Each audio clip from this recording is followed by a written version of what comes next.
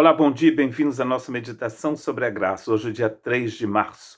Eu gostaria de ler em Galatas capítulo 1, versos 6 a 9. Estou muito admirado com vocês, pois estão abandonando tão depressa aquele que os chamou por meio da graça de Cristo e estão aceitando outro evangelho. Na verdade, não existe outro evangelho, porém eu falo assim porque há algumas pessoas que estão perturbando vocês querendo mudar o evangelho de Cristo. Mas se alguém, mesmo que sejamos nós ou um anjo do céu, anunciar a vocês um evangelho diferente daquele que temos anunciado, que seja amaldiçoado. Pois já dissemos antes e repetimos, se alguém anunciar um evangelho diferente daqueles que vocês aceitaram, que esta pessoa seja amaldiçoada.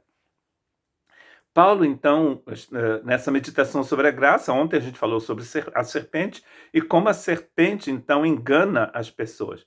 E aqui a serpente vai utilizar falsos doutores para anunciar à igreja da Galácia um outro evangelho. E endireitar aqui agora. Mas isso não é possível, não existe outro evangelho. Paulo explica muito bem o que é o evangelho na sua epístola aos Romanos, que inclusive a gente meditou durante quase a metade do ano passado. Nessas meditações sobre a graça, você pode procurar essas meditações no nosso canal.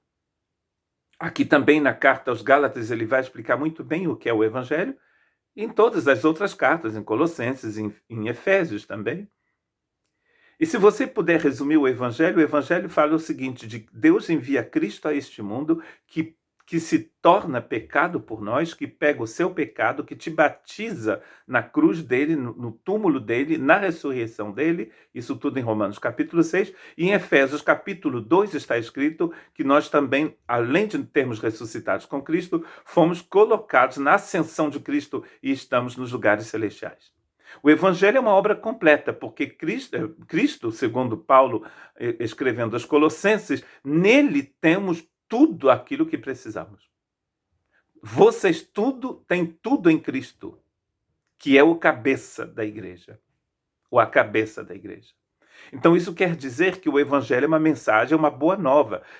A palavra evangelion, em grego, quer dizer boas novas. É uma boa nova de salvação. É nela que a justiça de Deus é manifestada. Cristo pega o seu lugar. Ele morre na cruz, morre por você, desce nos infernos, mata a morte e te dá vida eterna. Agora imagine que você aceita essa obra perfeita de Cristo e em seguida alguém vem e diz para você, mas isso ainda está faltando alguma coisa. Você tem que fazer isso, você tem que fazer aquilo, você tem que praticar aquilo. Ai de ti se fizeste aquilo outro e tudo mais. E você transforma o evangelho numa religião. Foi o que estavam fazendo na igreja da Galácia e o que muita gente tem feito durante todos esses séculos. E o que Paulo está dizendo? Quando alguém prega um outro evangelho, ele é anátema, ou seja, ele é amaldiçoado. Não existe outro evangelho. E ele diz que seja eu mesmo, Paulo, ou então um anjo vindo do céu. Existem muitas religiões que foram fundadas através do anúncio de um anjo. E olha o perigo. Ele diz aqui, se um anjo disser para vocês, eu trouxe para vocês um outro evangelho, não aceitem, mesmo que seja Gabriel, que seja José, Maria, Pedro, qualquer outra pessoa. Não existe outro evangelho. Jesus é o único caminho entre Deus e o homem, o único intercessor. Ninguém no evangelho pode te aproximar de Deus a não ser Jesus. Essa é a verdade. Então, se você acredita que uma outra pessoa intercede por você no lugar de Jesus, você está sendo anátema, diz Paulo aqui. Eles estão perturbando. Aparentemente, a palavra aqui é a mesma palavra que fazer um golpe de Estado para mudar o evangelho de Cristo. Olha que coisa absurda. Como você pode mudar o evangelho de Cristo? No livro de Apocalipse está escrito que João vê um anjo que atravessa o universo anunciando o evangelho eterno. O evangelho é eterno. Antes da fundação do mundo, Deus nos escolheu em Cristo. Isso é o evangelho. Somos amaldiçoados quando cremos e pregamos um outro evangelho, porque o evangelho é a verdade de Deus. Tudo que não é a verdade de Deus é mentira. É nada, poeira, vapor. Então, se você constrói a sua vida baseada numa mentira, você vai colher aquilo que você plantou. Ele 2 vezes vai dizer. Primeiro ele diz, se vocês acreditarem no evangelho outro do que aquele que pregamos, vocês são anátema.